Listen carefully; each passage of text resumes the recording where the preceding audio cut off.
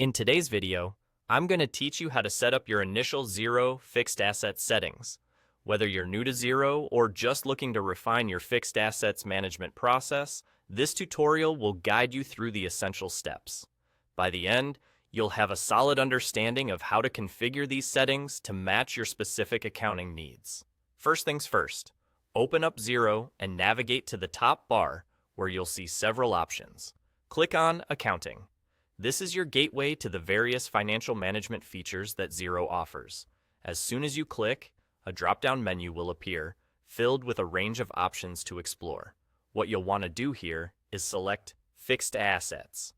This will take you to the dedicated section on Xero that deals with the fixed assets you currently have in your system. Once you're on the Fixed Assets page, direct your attention to the top right corner. There's a small icon consisting of 3 dots, often referred to as the More icon or Options menu. Clicking on this icon presents you with an array of further actions and settings that can be adjusted. From this menu, select Settings. This step is crucial because it takes you straight into the configuration panel for your fixed assets, enabling you to customize how these assets are handled and reported within your Xero account. In the Settings section, you'll find a list of your fixed assets. It's designed to provide a clear overview, making it easier for you to manage what you own. Now, take a moment to find an asset that you want to focus on. Once you've located it, click on the specific asset. You'll be taken to its initial settings page, which is where you can make adjustments according to your financial strategy or accounting needs.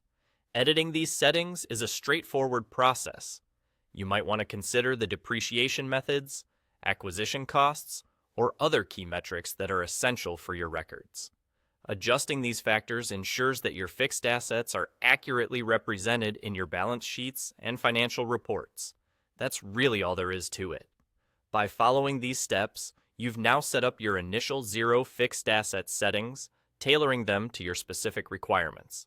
Should you need to manage new assets in the future, simply repeat these simple steps, and you'll maintain consistency in your financial tracking.